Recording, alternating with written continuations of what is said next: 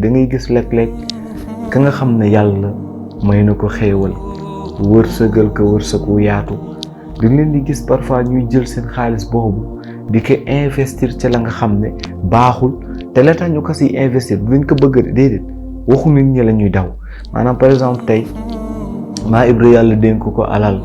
waa koñ bi booloo ne dañuy organiser par exemple soirée wala sabar wala lu mu mën a doon ñëw bind ko carte invitation soutien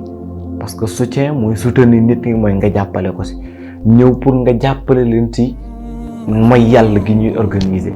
yow nga ne da nga bañ ñu ne da nga nay wala genre ba tax ngay jël alal jooju noonu di ko investir ci loolu ma lay fàttali nag wax ji nga xam ne moom lañu boroom Laxdari jàngal mu ne ñu kenn du topp mbégtem mbindaafun ci la nga xam ne désobéissance yàlla daf ci am maanaam mbégtem nit ñi kenn du ko sàkku ci la nga xam ne ak mooy yàlla da ci am kon yow loolu warul mën a tax ngay jël sa xaalis boobu di ko ci def ndax yonent alayhi salaam moo jàngal nañu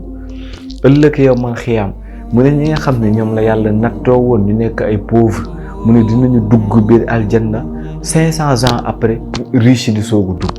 ndax riche bu ne yàlla alal jamu lay jox jàppal ne mayu la ko daf la koy dénk dénkaane boobu nag moo tax ëllëg dërëm bu si nekk suñu borom ba azza wa jalla dina laaj fan nga ko jëlee waaye itam dina laaj fan nga ko dugal après kon na nga jàpp ne alal jooju moomoo ko léegi nag laajal sa boppa ndax nag daw waxu nit ñi war na tax wala mérité na ngay jël alal jooju di ko investir ci la nga xam ne yàlla bëgg ko ëllëg mu nar laa lof boo ko wuy ci na nga laaj sa bopp loolu defe naa loolu jaru ko kon daw waxu nit ñi wala seen kontante yooyu warul mën a tax en aucun cas yow alal ji la yàlla jox nga koy dugal ci la nga xam ne ay caaxaan la te tey boo xoolee loolu moo fees ci jamono waaw musiciens yeeg yëpp waaw ngay jël sa alal ji la yàlla dénk ngay dem ba foofu di ko baate rek ngir rek appréciation nit ñi ngir lan ngir avis nit ñi ngir lan ngir ngërëm ak nit ñi te wallaahi lazim jaru ko te yow bi ngay def loolu pendant ce temps am na ay nit yu nekk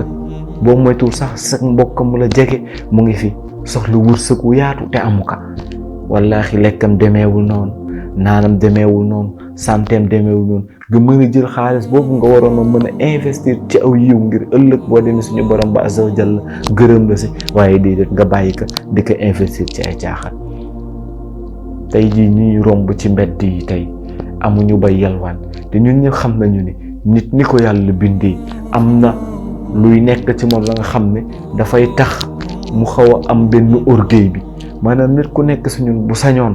wallaahi lazim du tàllal loxo le Chérif Ousseynou Lahi yàlla yokk leeram doon wax naan kat joxe métti na waaye laaj moo gën a métti te ñun xam nañ ñun ñëpp sénégalais li nekk ci moom ak dignitéem kon bu sañoon du dem ci kenn di ko tàllal loxo kon nit ki bu demee bay tàllal loxoom rek sës na kon kooku am naa yaakaar ne kon kooku waruñu ko fi woon a bàyyi dem di jël xaalis bi di ko investir ci ay caaxaan te moom mu soxla ko surtout nag mu nekk par exemple ci ay situation yoo xamante urgence la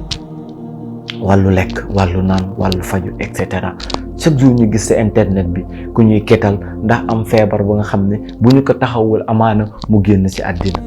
naka la kon nit ki mën a amee conscience bu tranquille ci gis kooku dimbaliw ko ba pare dem di ko dugal ci ay caaxaan loolu à chaque fois damay demander wu loolu noonu kon appréciation wu nit ñi waaye ngërëmu nit ñi jarul loolu kon alal ji la yàlla dénk na nga jàpp ne lu mu la dénk rek la waaye joxu la ka mayu la ka te ëllëg benn bu ci nekk dina laaj fan nga ko dugal